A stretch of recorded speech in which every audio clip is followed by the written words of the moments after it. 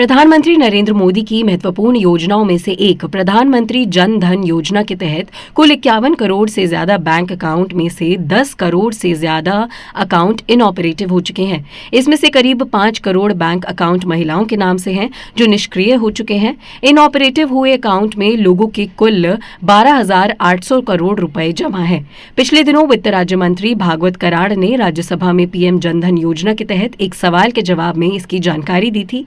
भागवत कराड़ ने कहा कि निष्क्रिय पीएमजेडीवाई खातों का प्रतिशत बैंकिंग क्षेत्र में कुल निष्क्रिय खातों के प्रतिशत के समान है।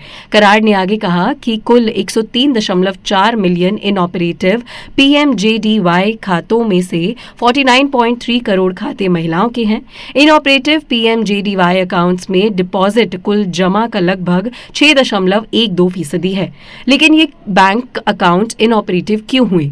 राज्य मंत्री का कहना है कि खाते के इनऑपरेटिव होने के कई कारण हैं। इसका बैंक अकाउंट होल्डर्स से कोई सीधा संबंध नहीं है। कई महीने से अकाउंट से ट्रांजैक्शन नहीं करने के कारण भी ये खाता इनऑपरेटिव हो चुका होगा। भारतीय रिजर्व बैंक के दिशा निर्देशों के अनुसार अगर बैंक खाते में 2 साल से ज्यादा समय तक कोई ग्राहक प्रेरित लेन देन नहीं होता है तो बचत और चालू खाते को निष्क्रिय माना जाता है। कराड़ ने कहा कि बैंक निष्क्रिय खातों के प्रतिशत को कम करने के लिए ठोस प्रयास कर रहे हैं और सरकार द्वारा नियमित रूप से निगरानी की जा रही है। मंत्री ने बड़ी जानकारी शेयर करते हुए कहा कि ये अकाउंट भले ही इनऑपरेटिव हो चुके हैं, लेकिन एक्टिव अकाउंट की तरह ही इन पर ब्याज मिलता रहता है और अकाउंट चालू करवाकर फिर से इसमें पैसा निकाल सकते हैं।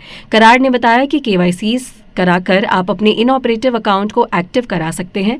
उन्होंने ये भी कहा कि इनऑपरेटिव खातों का प्रतिशत मार्च 2017 में 40% से घटकर नवंबर 2023 में 20% हो गया है।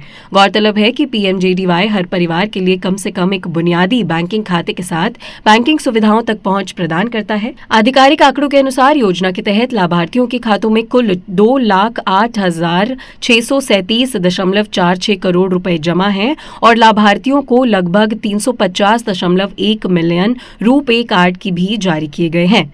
ऐसे में इस खबर पर आपकी क्या राय है? आप हमें कमेंट करके जरूर बताइएगा।